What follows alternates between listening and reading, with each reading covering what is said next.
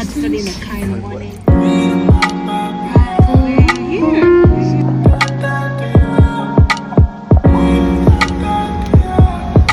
I was gonna leave town, but I gotta show you my favorite spot. This is where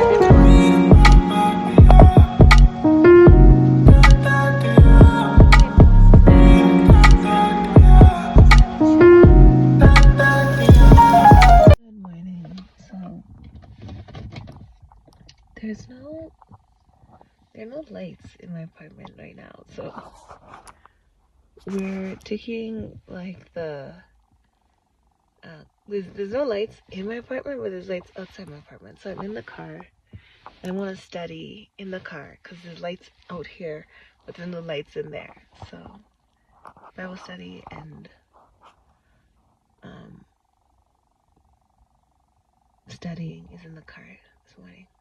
I just got to school. Today we didn't have any electricity at home, so none of the luxurities of electricity like lattes and blah blah blah. I had to study in the car in the morning. But we're here. We're here. It's school day. Probably gonna get a cat or a test today. We'll see how it goes. Here is my eyes and take it all, it's yours. We're done. We're done with the test. It went well. It was a good test. I was freaking out about it, but it went good. It's yours. We're heading to town. So I'm going to take you to Nakuru town today. Yeah. 0706 097 683.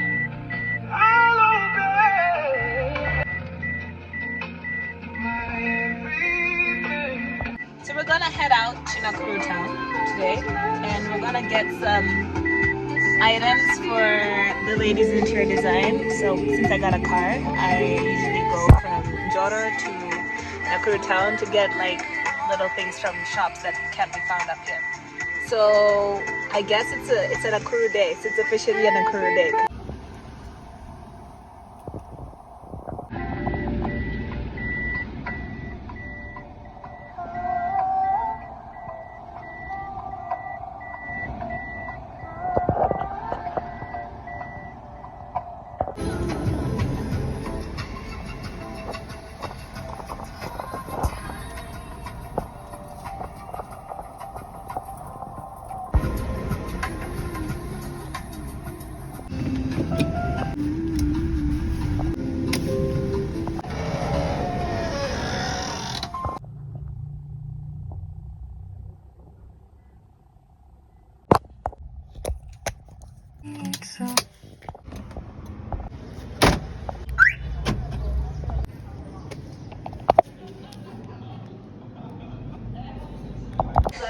$5,000 namba tulipe kwa sababu uki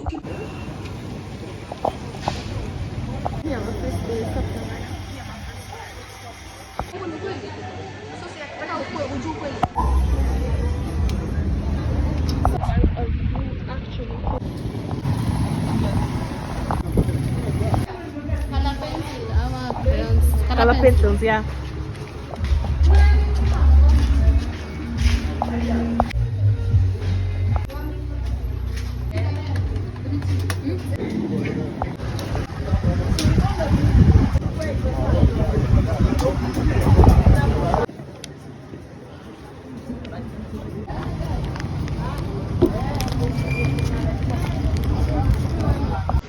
Okay, all done with what we need to buy for everyone at CTID at school. Feel like I'm gonna get some lunch. Yeah. I was gonna leave town, but I gotta show you my favorite spot. This is where everyone comes to chill. Nail Gardens. So Tulia. That's what people come here to do. They come here to Tulia. That means to relax, to chill. Tulia. Okay, so this is Nail Gardens. This is where everyone comes to just kind of chill. It's one of the most peaceful places. It's surprisingly peaceful, and I really love to just come here and just sit on the grass. the nature lovers out there. And I think I'm gonna find a spot and just see if we can chat a little. Hey, right there is a fire station. Okay, let's chill for a little bit. Oh my goodness. It was so good connecting with a sister of mine in town and just validating the reason why I wanted to start this blog and sharing about living life in the prophetic as someone who has been through being a priestess in the kingdom of darkness. As I mentioned before, I was a priestess of Isis before, which is an Egyptian goddess, and I've been delivered from that fully and completely to the point where I have an amazing, beautiful prophetic relationship with the Bible, with the Lord, with the Holy Spirit, and hopefully with Jesus soon. But I was just really validated by our conversation, just talking about different things in the Bible that just didn't make complete and, like insurmountable sense. There's some things in the Bible that are questioned by a lot of people, and also just resentments, basic resentments about God and things that God has allowed in our lives, or God has allowed to happen in our society. It's such an interesting space to just really get back into exploring that and what that feels like and reflecting that from someone else.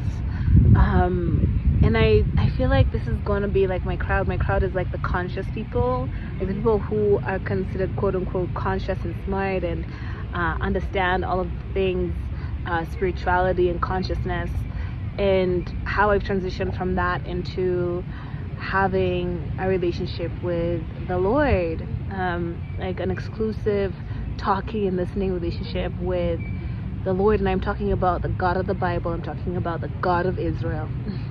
He wants me to call him the God of Israel. He did let me know. And basically living life prophetically with all of the challenges involved, which include mental health. And the lady that I was speaking to, she actually does have mental health struggles as well, despite having the prophetic gifting. I think that we're onto something right now. We'll see how it turns out, but I really think that we're onto something with that.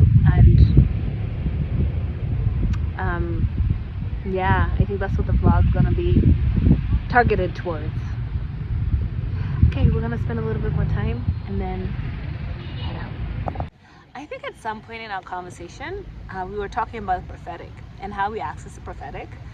And we're talking about how, for example, music is prophetic. Like, no matter the genre, whether it's secular or Christian, music is prophetic.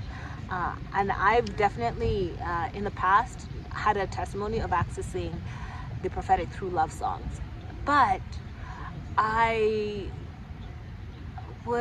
it was interesting to me when I was speaking to her, and it just kind of dawned on me. It's like, why, like when you're still searching in the world, all of these different things that you can use to be prophetic, like tarot cards, astrology, love songs, whatever it is, whatever that idol is, because the nature of our reality is prophetic.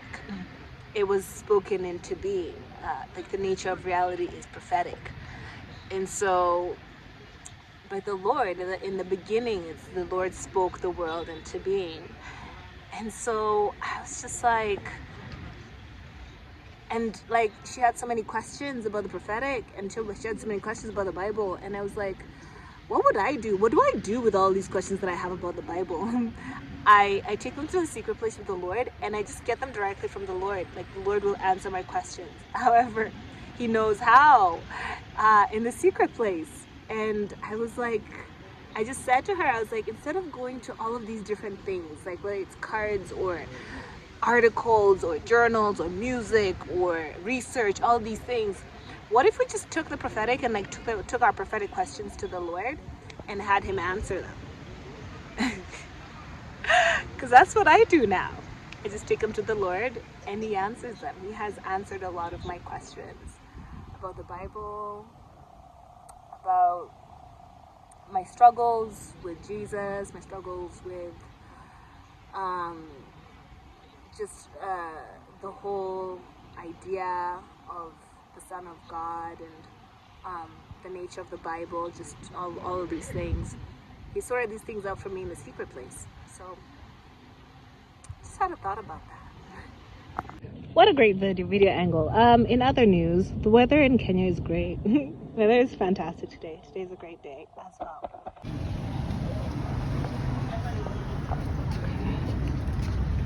There we go.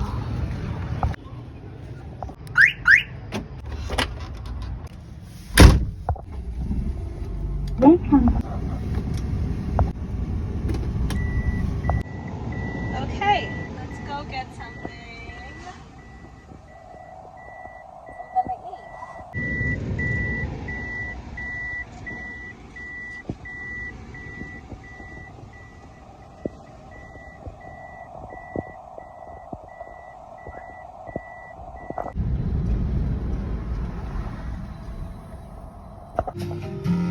I will uphold you. I shall not. I am just.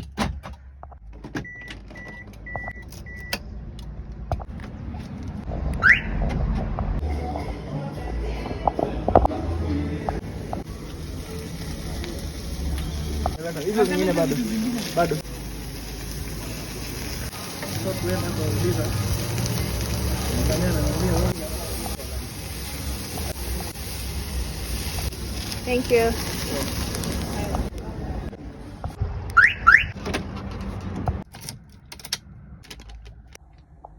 By night, the Lord will keep you going.